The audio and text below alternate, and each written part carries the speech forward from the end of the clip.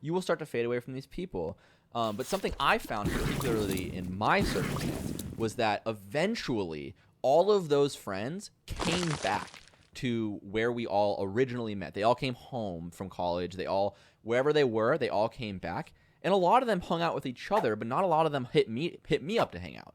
And for a while, that kind of bothered me. For a while, I was like, why do they all still want to hang out, and why aren't they like hitting me up as much? And I had to really analyze that and figure out why. And something that I arrived to was, well, what kept us together in the first place? Why were we so close when we were? And our answer was all of us played the same video game, and that is what we would do all the time. After school, we would all get on Xbox Live, and we'd all play the same video game together. And that was one of the biggest things that held us together as a friend group, was the fact that we had this enormous interest that was all the same.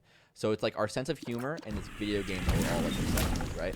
Now, time goes by, a lot of them stop playing video games, or at least like they stop taking video games as seriously as I ended up taking them.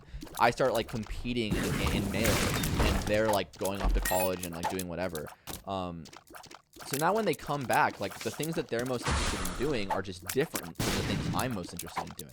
They want to go to clubs, they want to go to bars, they want to get together, they want to like hang out with like big groups of girls. Like I don't drink, I'm not that interested in going to bars, I'm in a committed relationship. A lot of these things that they're interested in doing don't really align very well with my life and like the things that I'm doing, and they can recognize that, right? So naturally, we're just ending up in different places of our life, and we are no longer friends of circumstance. We are friends, but eventually we will either become not friends anymore, or we will become old friends who can get together. And I think something that you want to avoid, or you want to keep, not avoid, but something that you want to be worried about is, who are the friends in your life that every time you hang out, all you're doing is rehashing the old times? Like every time you get together, it's like, hey, remember when we, and it's like, oh, it was so funny, ha ha ha. But you're never talking about what's going on in your lives now. Like you're not connecting on like things that you're doing. You're not connecting on a career level. You're not connecting on like what they're trying to do in the future. Like if all you're ever talking about is the past, it is very likely that you guys were friends of circumstance, and it's time to sort of let go, or let go for a while and see if you guys come back together eventually, because you missed that friendship. Odds are, if you give some space to those friendships, you'll eventually not give a shit about them anymore. You'll meet people, and you'll form new friendships based on around who you are now and where you are now. And ultimately, those are going to be stronger friendships. The college environment is really good for that too, by the way, because you said you're in college. I don't know how like big a school you're going to, because it'll vary like a little bit based on that. But I think in general, college is this environment where you have like thousands of people coming together, and you sort of have a breadth of life experience that you wouldn't have had like kind of meeting people in your hometown.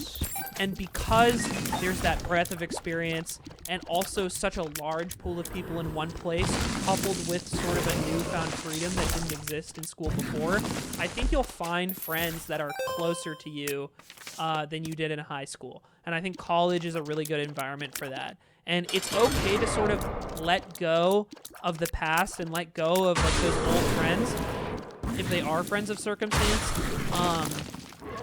in favor of like this new era in your life where you're more likely to pick friends that are friends not just because of the circumstances, but friends because of your shared interests and drive, and like in a more genuine sort of way.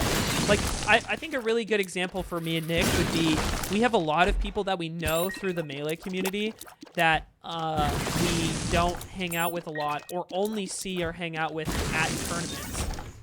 And that's when the game sort of like gives us an opportunity to come together. But without those events, we would probably never see those people.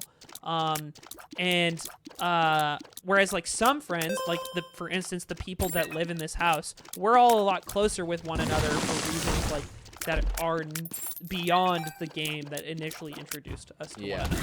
We can connect to each other on a level that isn't just like, if Melee were to disappear, like would there be think about this, like think about like what you and that group of friends are most interested in, like, what things like you like all like football, maybe you all skateboarded and now you in high school, like whatever. Think about what that is. If that were to disappear, what would be left? If that aspect of your friendship with these people were to disappear, what would be left besides the good times?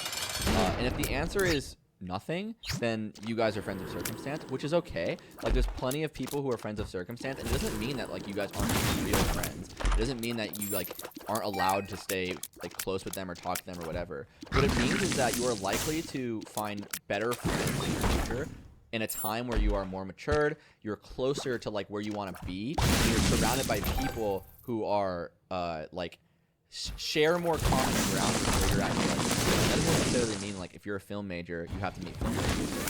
You know, if you're a film major, maybe like you're really interested in creating movies, and maybe you'll meet a person who is a fucking accountant, but they love watching, and you'll bond over that. And like you can be entirely different to the people you meet, so long as you like connect on these like very important threads of what makes a friend, right? You have similar morals, you have similar worldviews, you can admire their devotion to a thing. You know, but those are the types of things that I think you're gonna find in like your super strong friends in the future. To me, it sounds like you and this friend group are just starting to naturally drift because of the era of the life. I think what I would do is focus less on forcing the friendships, focus less on like how do I get them to come on a boating trip with me, like focus more on like who is around you now and how can you start to build some new friendships. Because ultimately, if those people are fading out of your life, like you're about to be in a very different position that I was once in, which is you're about to have no friends. And don't fear that in a way of, oh my god, oh shit, I have to maintain these friends however I can, so I'm not, just be yourself and try to meet people who are where you're at in life. You're still in school, like you're in the perfect time of your life to make new friends. Yeah. Join clubs, find communities, things like that. College is like one of the last opportunities to make friends super easily. Yes. Because it becomes much more difficult. Because in adulthood, it's like college is this one like giant pool of people where it is socially acceptable to just kind of go up to people and meet them, and it is pretty much the only time in life, or like the last major time in life, where that will just be normal. And you should value that and take advantage of it while you can. Yeah, because like I would say it becomes super hard to make friends after school, but it becomes not as hard if you already have a network of people that you're friends with. Yes, like yes. Everyone that I'm friends with now and I have made a ton of friends in the past year, and I'm not in school. I haven't been in school for a while, and the reason is I just know a lot of people, so naturally I meet a lot of people. It's all from mutual introductions. I think that's 100%. Having enough good friends that you keep in contact with after that will introduce you to more people down the line. That's sort of how it works, like whether it be through your job or wherever. So. All right, I have one more, and I want to end on this one. Okay. This one, we're gonna hit a lot of different people with this one. It's kind of a wall effect. Long. I'll get through it pretty fast. It's gonna hit a lot of different people, and I think it's something that we talk about in a way that is helpful. So. This person's name is Zane. They said that we could say their name. Hey, I'm a 22-year-old recent college graduate with a STEM degree. I'd love some advice pertaining to what to do with my life and what to expect after college. I got my degree in a STEM field mainly because I have no real direction in life and just picked where the money is. However, I'm not really that passionate about the field that I'm going to be entering, and I'm having a lot of doubt/worries about my future, and can't help but think that the 9-to-5 lifestyle is going to make me miserable/hate my life.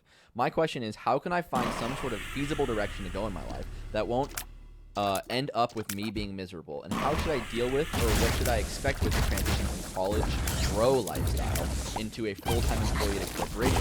I'm not the best at adapting to environments, so I'm especially worried about the start changing life. For more context, I don't really have anything I'm particularly passionate about that I can see being a feasible career. I'm worried about the change and lack of a lot of self-confidence that I think is probably necessary to grow and mature as a person. Okay, so this is a lot.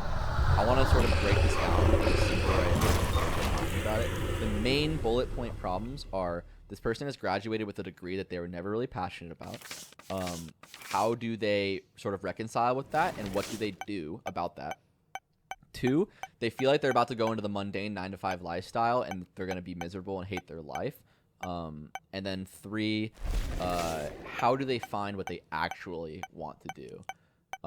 I think the best way to sort of talk about this is to first talk about the what you want to do thing. So for me,